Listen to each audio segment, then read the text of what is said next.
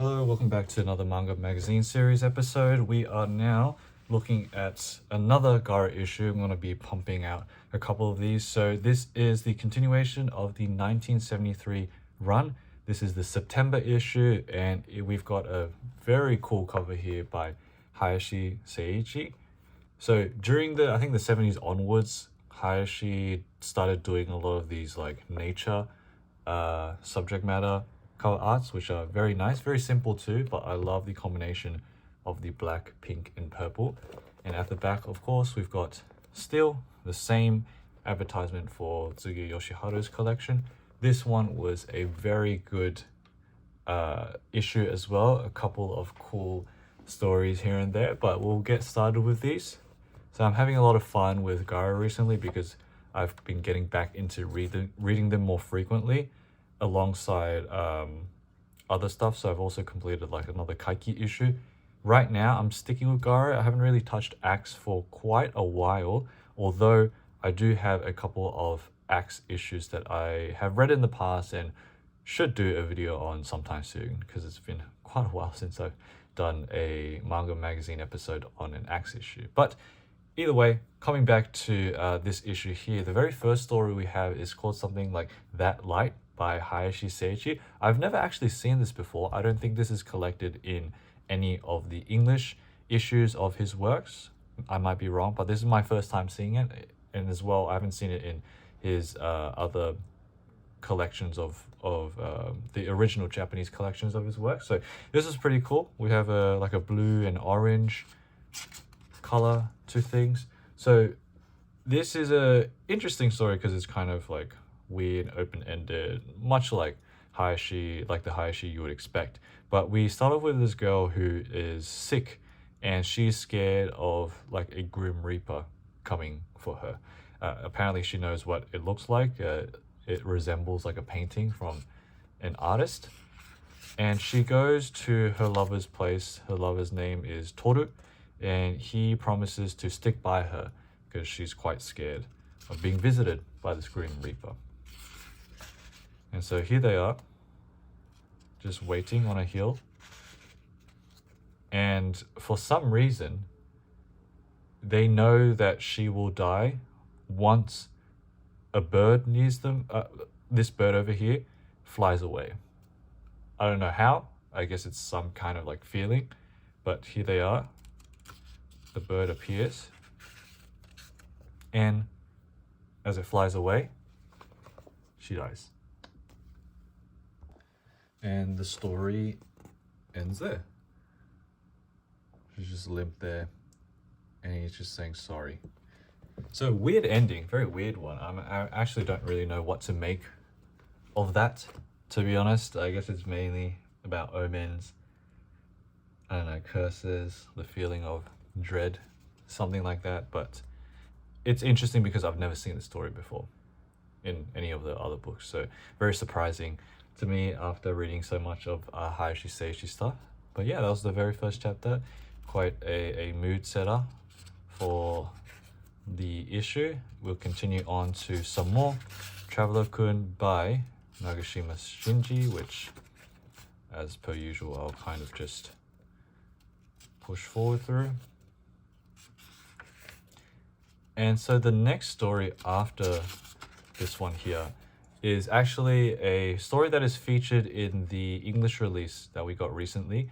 So this is Hanawa Kazuichi, a story by the title of Hot from the Retribution series. So I believe this was from, oh man, I've already forgotten. Oh yes, it's in Light of the Moon. So this has been translated officially in English in Light of the Moon. So this is the original appearance of it. So if you don't want spoilers, then don't listen to this part. Well, actually, I won't really go through it too much because I think it is better to experience this in English firsthand as well. But the general gist of it is that we are focusing on someone who is cursed, but there could be more to that than meets the eye.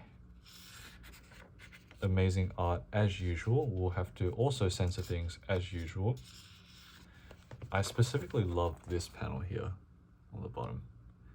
I don't know what it reminds me of. It reminds me of something, but extremely detailed throughout. But yeah, please pick up the English release of Light of the Moon to experience this chapter firsthand in English. And so we move on to the same series, Jarira, by Fujisawa Mitsuo, as we've been seeing before. Usually just following kids and their mischief. This one specifically is just them blowing gum and having fun with it, and of course being dumb with the gum. Classic Jarira stuff. And then we have a story here by Shinichi Abe titled Murakami's Rest Day. So I recently found a website with a lot of info on all of Shinichi Abe's releases in terms of his books and his magazine appearances. So I will link that in the description. Very informative. Also has information about the Shinichi Abe's life with Miyoko, his partner. And so this one specifically is about a man's wife who is quite sick. So he has to take care of her at home. But I guess because of that, he has some other things that he does outside. So he's seeing another woman as well. And it sort of just ends off there with just the two of them together. So this is the wife, just staring at each other. And according to the website or the blog that I was looking at this point, Abe had returned to Fukuoka with Miyoko, his partner. So it's great to have some context for these because a lot of Shinichi Abe's stories are so confusing.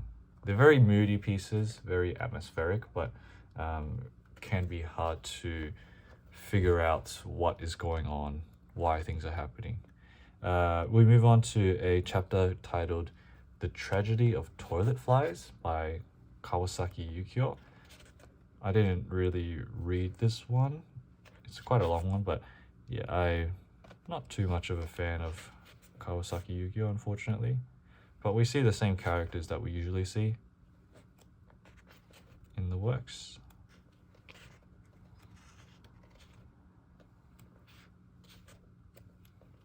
Okay. Yeah, quite a long one.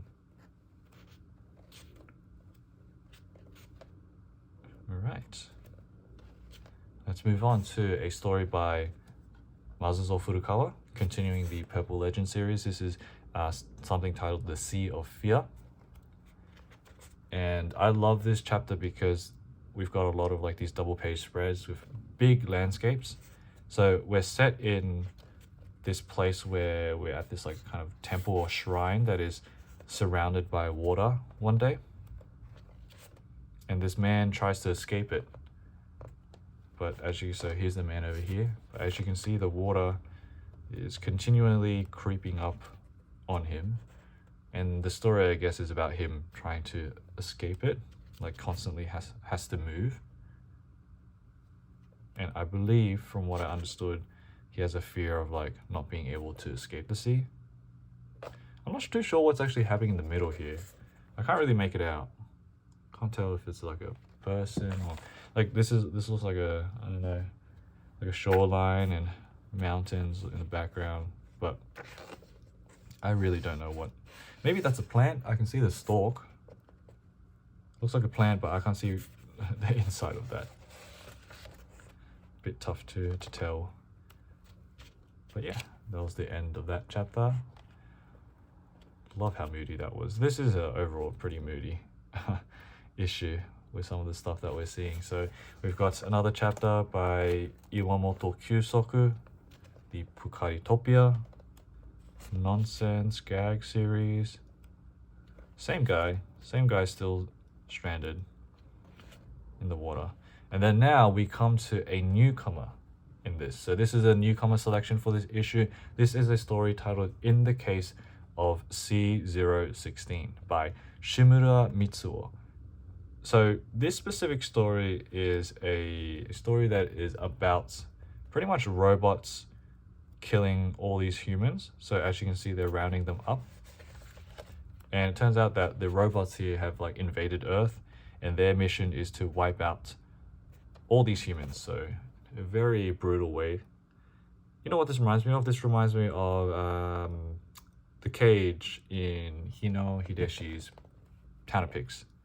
That was the first thing that came to mind. But yeah, they just scorch every single person in that cage. And so the reason why they're doing this, the robots have an order from like their main robot leader, who is just called Father. They don't know anything about Father, but they just follow what Father says. But there's a specific robot by the name of C016 that begins to question everything. Like, why are they doing this? Who is Father in the first place? Why is it specifically humans that they're out to kill? So here, that's C016. They venture out and they kind of disobey orders from their group. And what happens is they find the very last two surviving humans of Earth, and it actually protects them. So it tells them to escape. There's a couple of robots coming out for C016. And here we can see the robot defending the two humans so that they can escape. So I love the rainy scene there. Got them cornered, but they are attacked and beaten by C016. And also from this point onwards, I don't know what happened, but the page quality is weird. Like, this is white. It feels like white paper is a lot smoother. I don't know what's going on, but yeah. And then they are able to escape. So the robots, I believe, they go back to their planet, but we've got the last two remaining humans on Earth, and this is C016. So a pretty straightforward story, but very cool. Loved my favorite part about this was the cover page there. That is so cool. Got all these concentric circles and stuff. But yeah, newcomer. I'm not sure if they've done any other works in Garo, but in some of the Garo issues, they have dedicated like sections just for newcomers, their very first time coming into the magazine. So I'm usually very, very excited for those because they are always, the newcomers are really, really good a lot of the time. Like, they always have very detailed art, very memorable stories. There was one, I think one of the newcomers that I've shown off twice was Sakaguchi Hisashi with the silent works. So good. So always excited for the newcomer selections. I don't think they're in every issue. Maybe they are. I haven't really been paying attention, but yeah. Another story by Kou Shintaro, which I will skip over. And then we've got one here by Oji Suzuki. A lot of similarities with Shinichi Abe. This one's titled Ghost and the Frogs, etc., I think. Weird one. This person here by the name of Sadakichi is found dead after falling and hitting his head on a rock. So the police, they go around trying to find what happened to this guy. You know, people that knew him. Turns out that he was chasing a woman and fell and hit his head. And there it is. Good riddance. And then in the second part of the story, it's kind of weird. It switches to the perspective of like a frog, I think. So we have the frog here. This part I did not understand at all, because I'm not sure if it's the frog observing Sadakichi or someone else beforehand, or maybe there's a ghost, or really weird, really weird part of the story. At least I understood the first half, but not this half. But again, another very moody piece. Yeah, that's the end of that.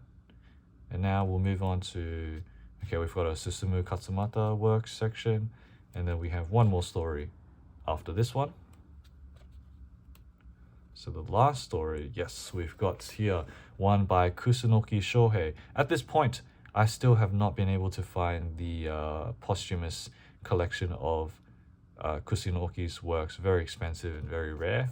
It collects all the stuff he's done in Garo, which, I mean, I've read a lot of it in Garo, but it's a really cool looking book, but hopefully in the future I'll be able to get it. So this is titled something like The Flow of Gose.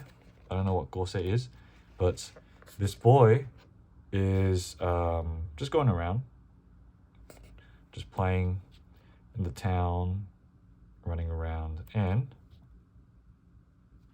there's some drama here. I don't know what the drama is, but the first main point of the story is that we find out that the boy's mum is very, very sick. And his sister has to stay home taking care of her a lot. The boy also, the sister asked the boy to, help out, please, because their mum is going through a lot of things, extremely, extremely sick. But you can see the boy here, the mum's just like coughing. He's not really doing anything, he's just playing with the toy. And the sister gets very mad at him. And he gets very angry because he's kind of fed up. Like, he pretty much just says, oh, just die already, to his mum. And, that makes the sister explode, and he goes and runs out himself. And so later on, when he's caught by this guy because he's just being a naughty little kid. Later on, we have the mother, suffering even more. And the boy, in a very brutal turn of events, he gets a sword and he goes and beats the mum, or goes to... I'm not sure actually if he... Okay, we can see him swinging the sword, so I guess, yeah, the mum was either stabbed or beat by the sword. And he's kind of fed up. He's just saying oh, just die already. She's such a pain, everything. But very sadly, she goes she understands him, and she says, I'll become a ghost for you. And at that point, that's when the boy finally realizes his mistake and tries to apologize, but nope, the mum has passed away. So we time skip a little bit, and we see the boy here who... So we time skip a little bit, and we see the boy here who is the boy now, time skipped, all grown up, and he's with his lover here. And he hasn't seen his mum's ghost, as his mum had promised, to become a ghost for him, but the lover that he has resembles the mum a lot. So very sad. I mean, I don't know if it was a very crazy thing that he did. Pretty much just trying to kill he did manage to kill his own mum. So very interesting story, very brutal turn of events, but that is, I would say, from all of the one-shots that I've read from Kusunoki so far, kind of a trademark where you have very emotional stories relating to kids as well, kids who are sick too. But yeah, that was the last chapter of this issue. A very solid issue. Always look forward to the newcomer selections in Garo. I hope you guys have enjoyed this one. I'll be continuing with some more Garo spotlights, because I've got another one. It's the October issue after this that I do want to show off as well. So yeah, see you guys in the next one. Bye.